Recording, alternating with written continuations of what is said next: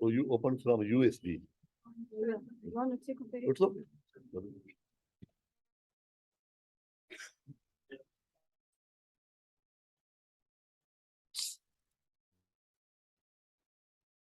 Okay, salam alaikum. Am I allowed to start?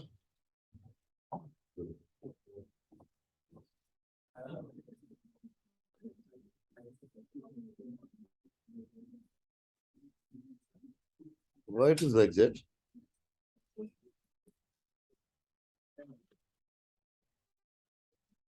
Who is the computer expert? Something. I mean, it is tilted. It is like that always. Not always, but we asked them to come fix it, and then they did this. Okay, because last time it was okay. Now it is tilted. Okay. Immunosuppressant drugs.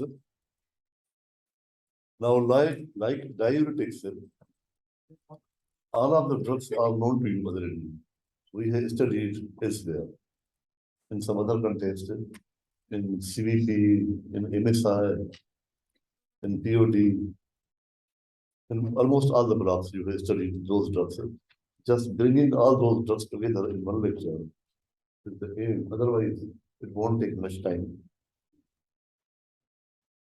We'll classify the immunosuppressant drugs based on the mechanism of action. And then, based on their pharmacological action, how that action can be translated into their immunosuppressant action. And then some pharmacology, side effects, drug interactions, etc., etc. Wherever pertinent, we discuss. Why would you want to suppress immunity? Immunosuppressant drug, as the name indicates, is a drug which suppresses the immunity. Yes, Lava.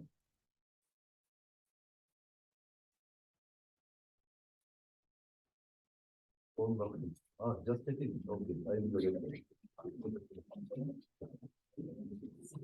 now I received a call from Garland. He wanted just to check his phone whether it is working or not. It was not working. Okay, immunosuppressant drug means a drug which suppresses the immunity, isn't it? So immunity is a good thing, not gifted thing. Why would you want to suppress the immunity in autoimmune disorder and in transplant rejection, to suppress the transplant rejection? So there are two main uses of immunosuppressant drug: suppression of transplant rejection and autoimmune disorders. And in multiple blocks, we have studied autoimmune disorders, like in neurosciences we saw which autoimmune disorder? Myasthenia gravis. We studied, okay? In CVP, we didn't see anything, did we? But we studied some immunosuppressant drugs. Okay, in MSI, SLE, and rheumatoid arthritis, and we studied the drugs accordingly. Where else? I think in multiple other areas we found. Okay, the two main clinical uses: suppression of graft reaction, transplant reaction, and autoimmune disorders. So immune system plays an important role in protecting the body against harmful foreign molecules. However, the same immune response can sometimes become problematic, and the suppression of that is required. Just like you rightly mentioned, two major categories: autoimmune disorders and transplant. Okay. Now see these drugs classification based on the mechanism of action. Now, don't be confused. Don't become overwhelmed. If you look closely at the drugs, all are already known to you. None of them are alien to you. Cyclosporin, did we cover somewhere? Remember, I covered. And myasthenia gravis as well as rheumatoid arthritis. Okay. Tacrolimus, did we cover? Yes. Same situations. Sirolimus, we didn't cover as a drug sirolimus, but you must be aware if I remind you, refreshing your memory, you may think. Do you remember a PBM case in CVP block? A PBM case in CVP block where the patient was having MI and initially he was inserted a drug-eluting stent. Forgot? Do you remember? I remember very well. I was a director. There was a PBM case where the patient was diagnosed with acute MI and in the peripheral hospital, there was no any angiography. There was no any bypass surgery. So he was right away inserted a drug-eluting stent. I mean, is this name familiar to you? Drug-eluting. Okay. Drug, that means the stent was embedded with a drug, and that drug is sirolimus. Some of the PBL groups might have called that. Which drug? Okay. Anti-proliferative, azathioprine, you know, where did we cover? In myasthenia, in gout, not as a treatment, but as a drug interaction. Because it interacts with allopurinol. And also we covered in rheumatoid arthritis. Methotrexate, we covered in multiple places because it is immunosuppressant as well as anti-cancer drug. DMARD, it is DMARD, rheumatoid arthritis, but we also covered in leukemia and lymphoma. Do you remember? Mycophenolate, mofetil, also we covered in myasthenia and rheumatoid arthritis.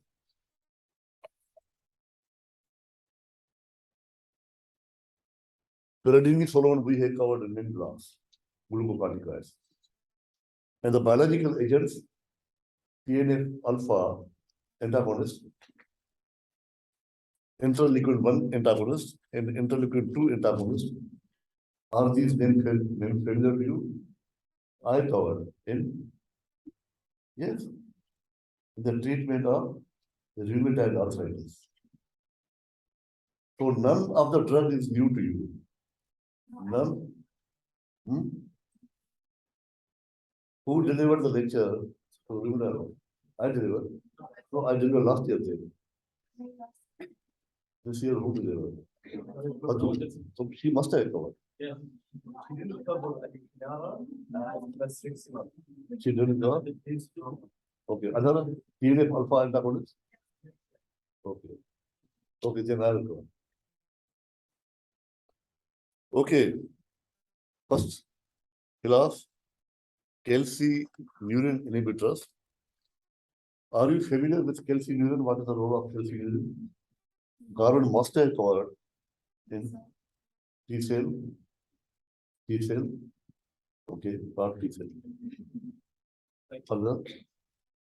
Okay, let's mechanism of action.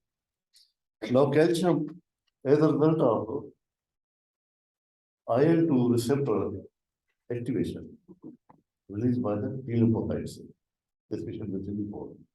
There is a clonal expansion. The first thing is binding of IL-2, which is receptor. And then the calcium may come from two sources. The major source is the release of the G protein coupled receptor, GQ protein. The calcium mainly comes from the IP3, sarcoplasmic endoplasmic reticulum, and calcium will come from the sarcoendoplasmic reticulum as a result of activation of IP3 receptor. Number one. Number two, calcium may come from extracellular sources. Both these sources cause transient increase in rise in intracellular calcium. Then calcium couples with what is the calcium binding protein? Calmodulin. Okay, so calcium complex then causes binds with calcineurin and activates it. And what is the role of calcineurin in CD4 cells? It is basically a dephosphatase. It causes dephosphatase means it's causing the phosphatase means dephosphorylation of magnesium. Dephosphorylation of magnesium. So calcineurin dephosphatase NFAT. What is this? NFAT. Nuclear Nuclear factor of activated T cells. activated T cells. Nuclear factor of activated T cells as a result of dephosphorylation of NFAT that translocates into the nucleus. Now, as a result of translocation, there is a transcription of various inflammatory mediators, mainly IL-2 and others like mainly interferons and TNF-alpha. And there is a clonal expansion of T4 cells. So the inflammatory and immunological response goes on, is amplified. So this is the role of calcineurin. Now the class of drugs, cyclosporin and tacrolimus, we classify them as calcineurin inhibitors. These two drugs, tacrolimus and cyclosporin. So where does it fit? Cyclosporin. Cyclosporin binds with an immunophilin. There are various immunophilin proteins. Immunophilin means the protein which provide a binding site to immunosuppressant drugs. And one of the immunophilin is cyclophilin. As the name indicates, it binds with cyclosporin. Cyclophilin.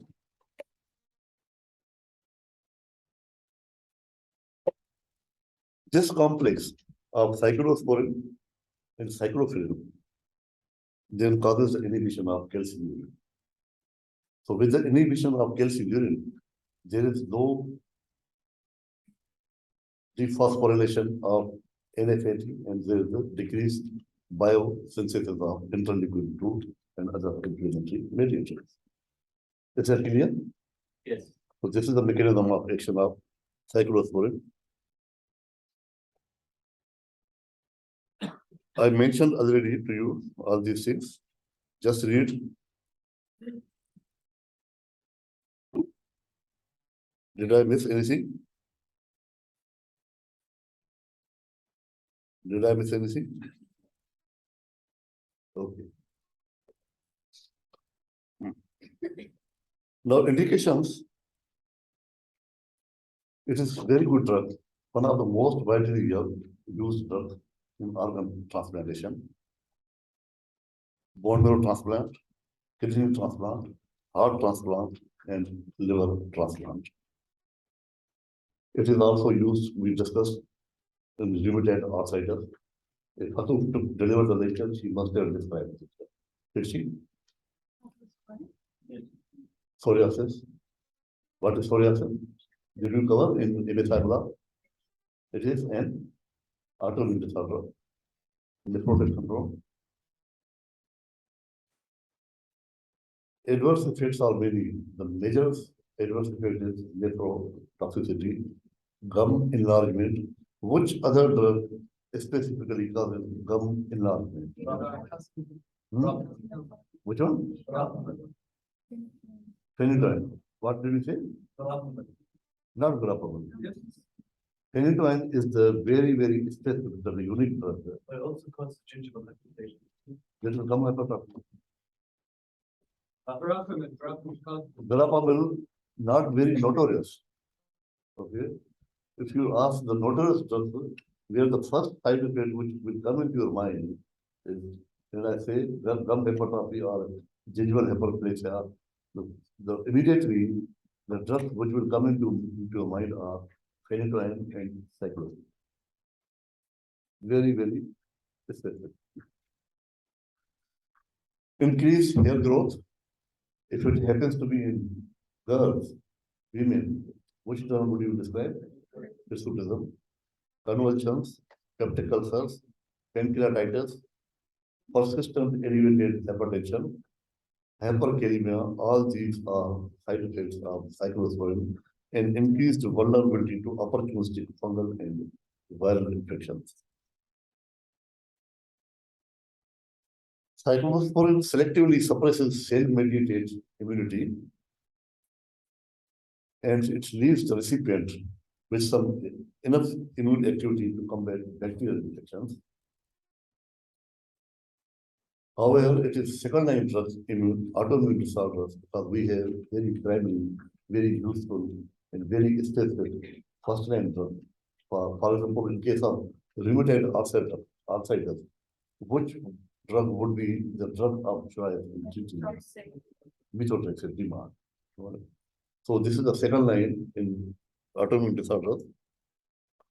Other nephrotoxic drugs like aminoglycosides, vancomycin, amphotericin B, and NSAIDs enhance the cyclosporin-induced nephrotoxicity. So the combination of these drugs better be avoided.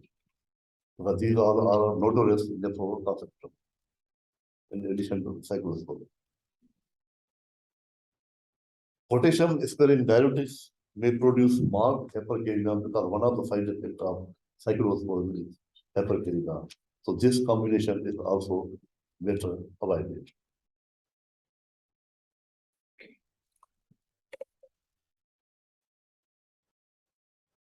Now let's add to some complexity. Although tacrolimus belongs to the class calcineurin inhibitor, but it has slightly different mechanism of action. Eventual outcome is the inhibition of calcineurin, but it binds with altogether a different immunofilin, not the cyclophilin, the different protein. Up to this one, it is the same. Tacrolimus binds with FK506 binding protein, commonly known as FKBP. Are you familiar with this protein? FKBP. Did Gaurav touch this topic? Calcineurin activator once again. So instead of binding to cyclophilin, it binds with FK506 binding protein. So basically, the outcome will be similar, like cyclosporin. The pharmacological profile will be similar as far as the immunosuppression is concerned, but the binding protein is different. Because these two proteins in complexes eventually inhibit the calcineurin. Is that clear? Indication similar as cyclosporin. However, in various clinical trials, it is shown, of course, it is more potent. As far as potency is concerned, it is more potent, but as far as efficacy is concerned, in some of the studies, this drug tacrolimus has been shown to have some more efficacy because in patients who are not responding to cyclosporin, they are responding to tacrolimus. Okay. And tacrolimus ointment, topical.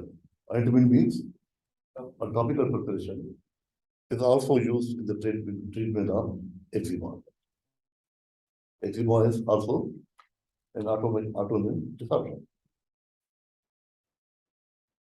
The third, sirolimus, originally it was called as rapamycin, sirolimus. This is a new drug for you. The only mention in the CVP class was it is coated, sirolimus is coated on the starch. Sirolimus binds to intracellular immunofilin FKBP like tacrolimus binds with it, but just you see the beauty of the molecular biology is binding with the same protein. The complex takes a conformational change, which is able tacrolimus and FKBP complex makes a conformational change in the structure, which is able to inhibit calcineurin. Whereas in case of sirolimus, the conformational change after binding with FKBP is not the same. Now it is unable to bind with calcium in urine. There is some other mechanism of action. That is why we haven't put sirolimus in the same class of calcium urine. Any question? Sirolimus, although the binding site is the same as tacrolimus, but the mechanism of action is different. We haven't put the drug as calcium urine inhibitor. It is, what was the class? Look at your slides. mTOR inhibition. Initially, it binds with FKBP like tacrolimus, but interestingly does not interfere with interleukin-1 gene transcription because it does not inhibit calcium urine. Then what does it do? Instead, sirolimus FKBP complex binds and inhibits another kinase called mammalian target of rapamycin. Why do we call it mTOR, rapamycin? Because originally, sirolimus was known as rapamycin. It was a trade name. Rapamycin, mTOR. mTOR is an important link in the cascade of signaling pathways which lead to proliferation and differentiation of T cells activated by IL-2. Now see, with the inhibition of calcium urine, you will get decreased biosynthesis of IL-2. Here in the case, IL-2 will be continued to be synthesized, but IL-2 will work on the paracrine patient and other T cells, and the expansion and proliferation of other T cells will be completely inhibited because of the mTOR inhibition. So, in other cases, in calcium inhibitor, the eventual outcome will be decreased synthesis of IL. Here is, in the case of mTOR inhibitor, the eventual outcome will be decreased proliferation and differentiation of T cells. The response of IL-2 will be below. Did you get my point?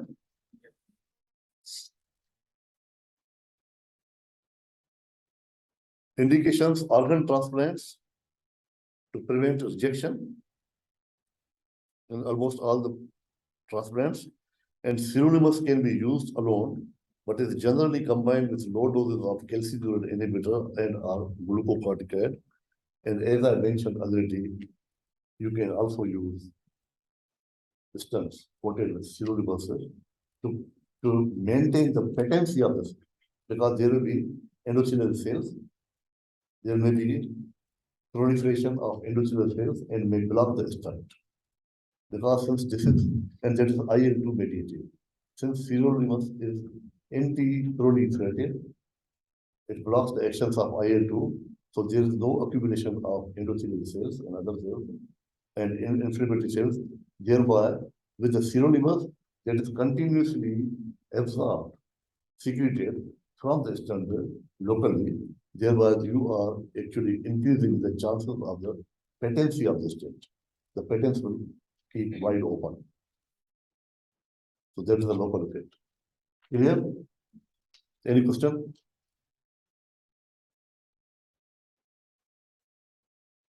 No nephrotoxicity. Good. Thrombocytopenia, hypercholesterolemia, and anti-proliferative action of sirolimus may impair wound healing.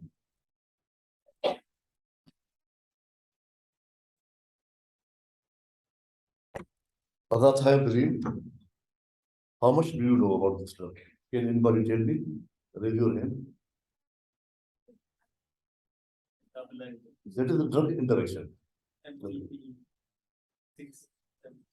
Okay, this is a prodrug. It has to be activated to to activate.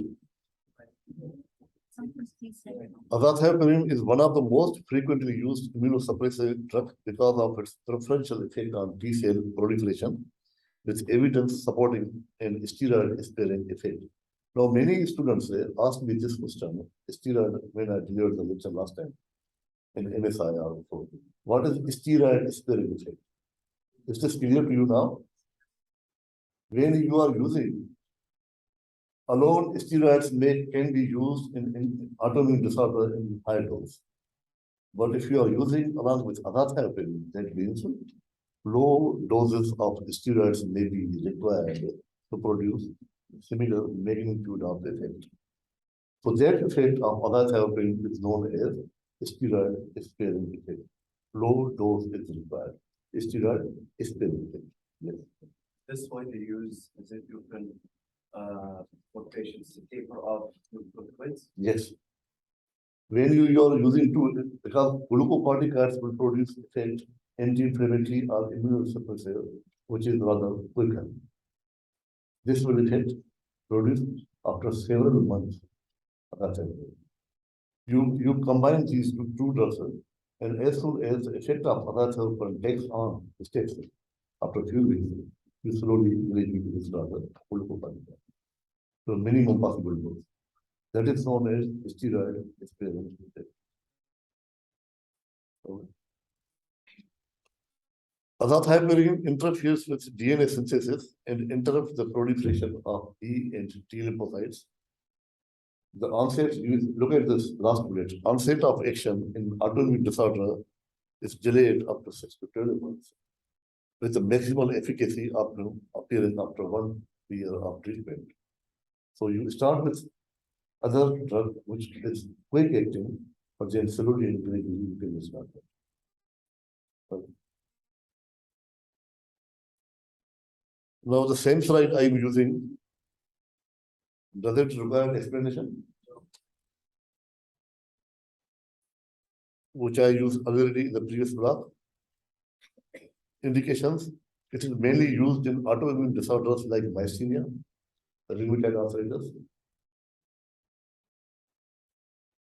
Adverse effects, generally it is well tolerated at low doses, but it can cause fever, nausea, vomiting. But the most important side effect is hematological disorders, pancytopenia. It may cause anemia, it may cause leukopenia, it may cause thrombocytopenia, and also cause yes, decreased LFTs. So blood cell counts, LFTs should be monitored every week for the first 2 months, then every month for at least the first year, when you are embarking on azathioprine therapy.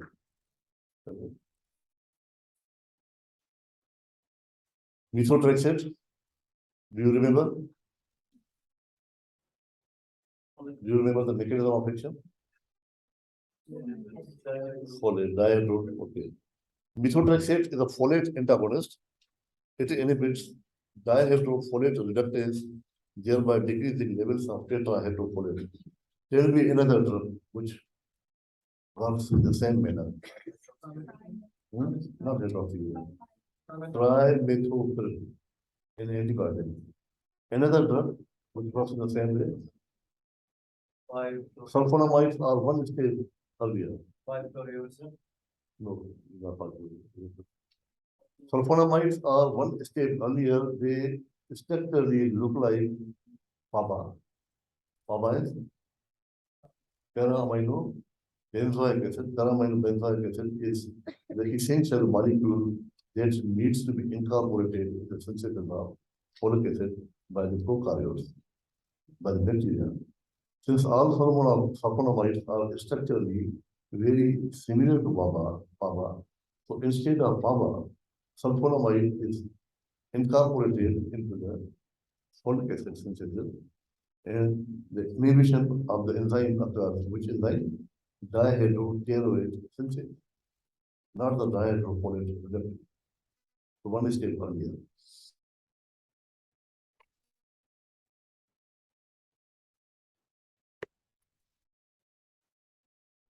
Methotrexate by decreasing tetrahydrofolate levels. Now keep in mind why tetrahydrofolate. It has nothing to do with folic acid or dihydrofolate.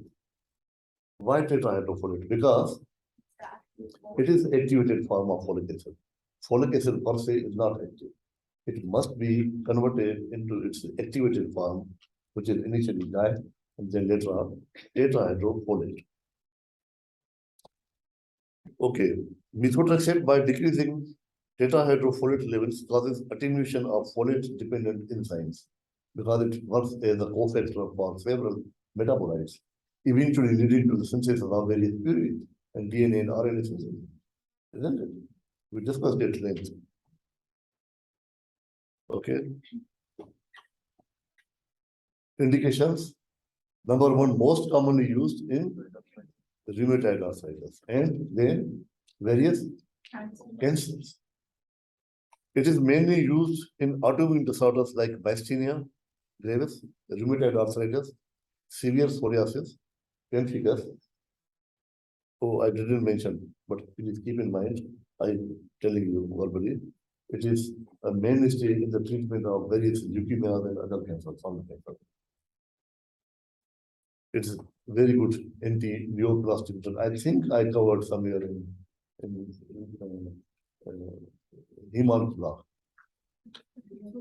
Dr. Santosh. Because we swap the lectures every year, I forget when did I cover. Methotrexate was important part of treatment of various types of leukemias. Okay. Adverse effects, if you remember, bone marrow suppression is very important. Gastrointestinal mucositis, liver toxicity, nausea and vomiting. Now, which drug would you administer in order to avoid the severe toxicity of methotrexate? Glucosamine. And which is folic acid. Good. Mycophenolate mofetil blocks the pathway of monosine nucleotide synthesis by inhibiting the activity of inosine monophosphate dehydrogenase and thus inhibiting the de novo purine synthesis we covered in rheumatoid arthritis. Both T and B lymphocytes are highly dependent upon the de novo synthesis pathway, whereas other cells, apart from T and B lymphocytes, they can use the salvage pathway of purine synthesis and can actually become spare. Only specifically T and B cells rely solely on the de novo synthesis of purine. That is why they are hit by this drug, mycophenolate. So their effect is limited to lymphocytes. There is no effect on LFT and no effect on RBC compared with methotrexate and azathioprine. It is effective in autoimmune disorders like myasthenia and also has a steroid-sparing effect like azathioprine. It can be used as an add-on drug to cyclosporin plus glucocorticoid in renal transplantation. Now see the last bullet, mycophenolate plus glucocorticoid plus sirolimus is a non-nephrotoxic combination useful in patients developing nephrotoxicity. Generally, as a primary treatment, the most widely used drugs for prevention and treatment of rejection of graft are calcium inhibitors like cyclosporin and tacrolimus. But if you encounter a patient who is developing nephrotoxicity rapidly, this is the best combination. Because all three drugs in this cocktail are not nephrotoxic. Sirolimus, glucocorticoid, and mycophenolate. Is that clear? Glucocorticoids most commonly used is prednisolone. Where did you cover them? Everywhere. In CVP? Yes. In the treatment of chronic bronchitis, COPD, prednisolone we covered, and even in asthma we covered. It's a potent immunosuppressant as well as an anti-inflammatory agent. It inhibits several components of immune response, like inhibition of MHC expression, inhibition of activation or proliferation of T lymphocytes. Besides, it has the lymphopenic action because of the sequestration of T lymphocytes into various tissues. So overall, in the blood, there is decreased number of T lymphocytes because they are redistributed, especially in the spleen and the other tissues. There is sequestration of lymphocytes in other tissues, causing decreased number in the blood.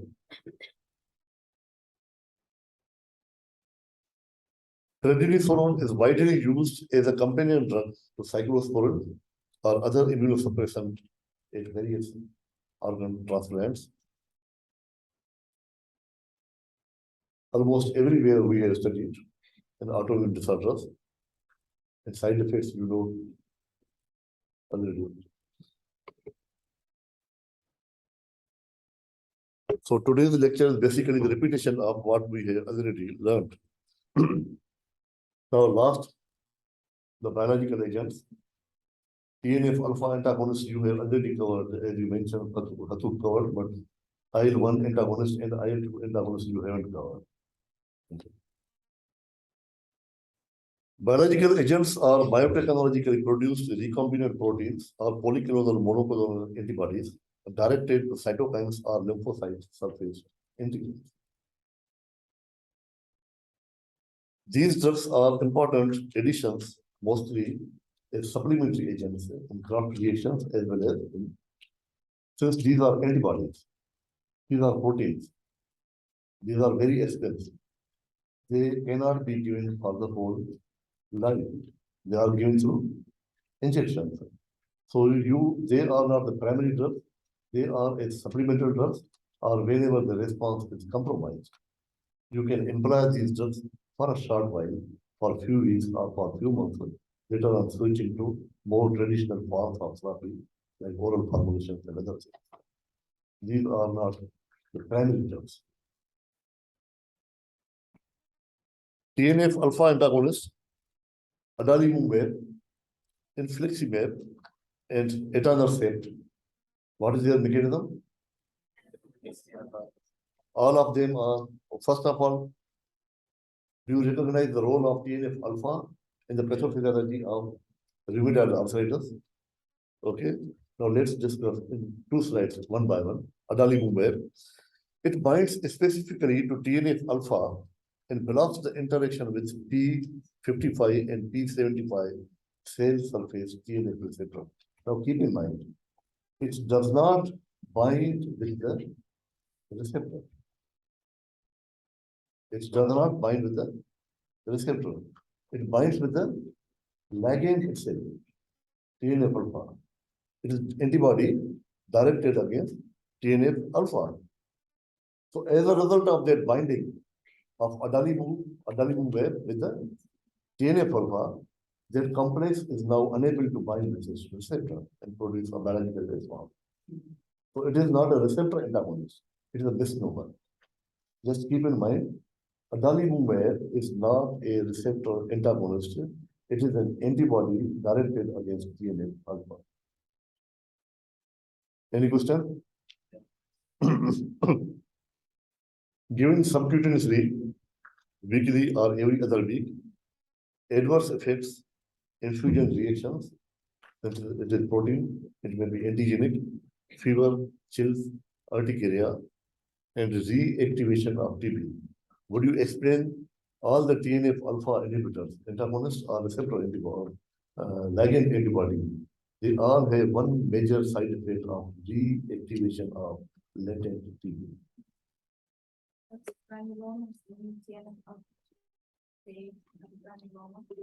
So, what is the role of TNF alpha in the latency of? So, keeps the granuloma in Like stable. a stable form. So, when you are removing the TNF alpha, it will be reactivated. TB will be reactivated. So, keep in mind, all the TNF alpha antagonists has one of the side effects is the reactivation of latent TB. Infliximab, it is TNF alpha chimeric monoclonal antibody. Infliximab binds to TNF alpha with high affinity, preventing cytokines from binding to its receptor, similar to adalimumab. So only difference is the previous one was given subcutaneously, this is given IV, and side effects are very similar. Okay. The last, TNF alpha antagonist, etanercept. It is a recombinant fusion protein consisting of two soluble TNF alpha P75 receptor moieties linked to NOR. What is the difference? The previous one, infliximab and adalimumab, they bind with the ligand itself, TNF alpha. Here, this is pure receptor antagonist. Binds with the TNF alpha receptor and prevents the binding of TNF alpha, which is receptor. The receptor is bound. So it binds TNF alpha molecules, thereby blocking its action on its receptor antagonist. Half-life 4.5 days, given subcutaneously, and adverse effects similar, like previous one. Now, anakinra is IL-1 receptor antagonist.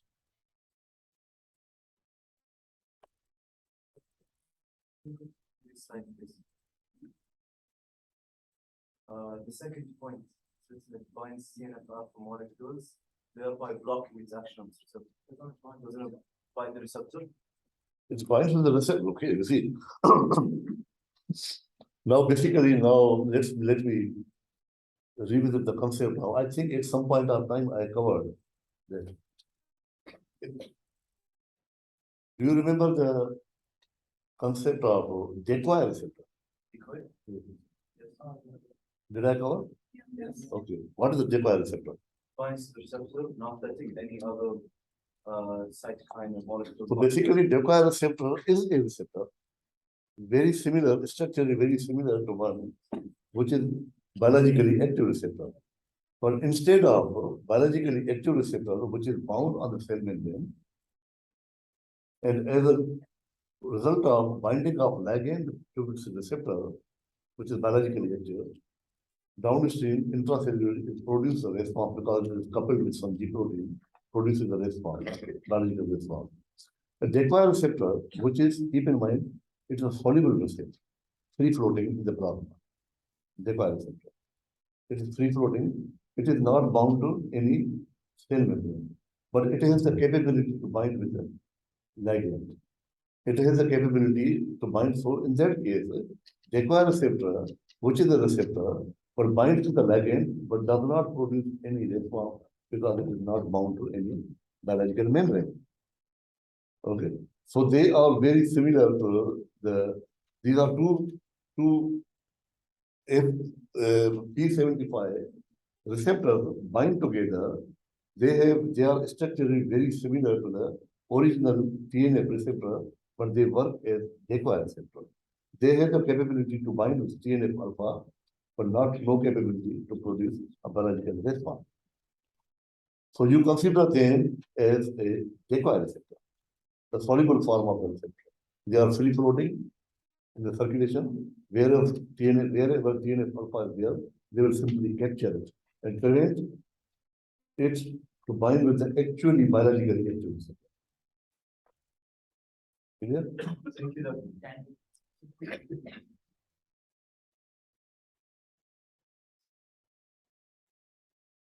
So they are just, let me clarify once again the difference between etanercept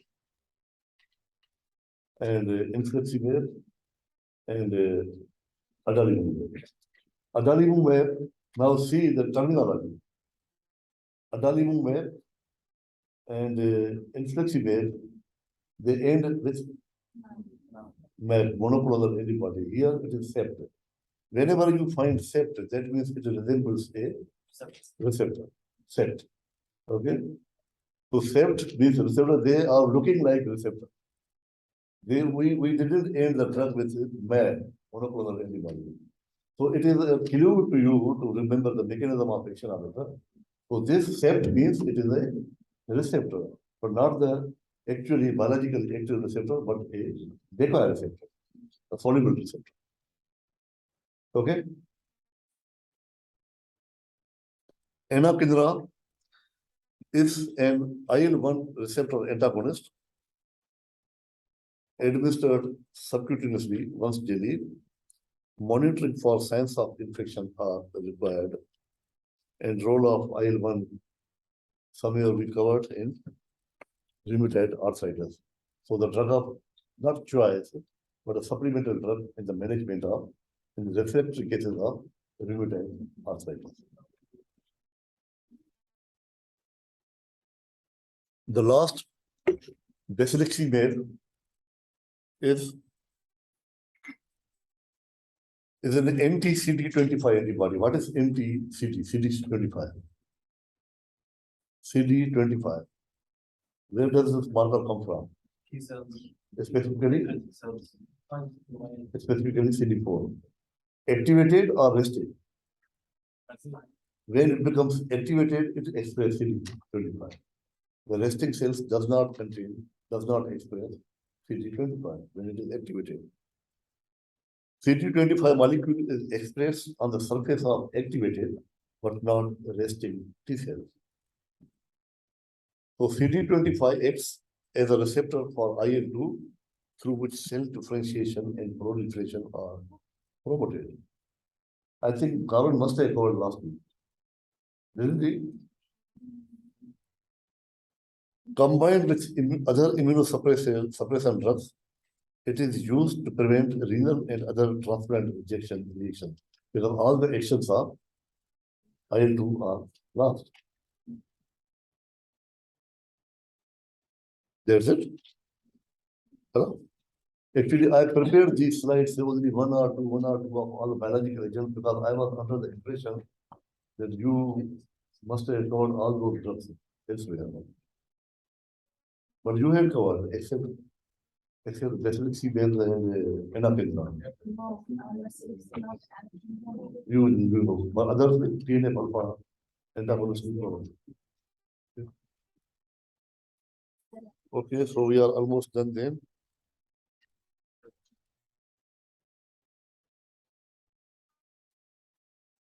So how to stop?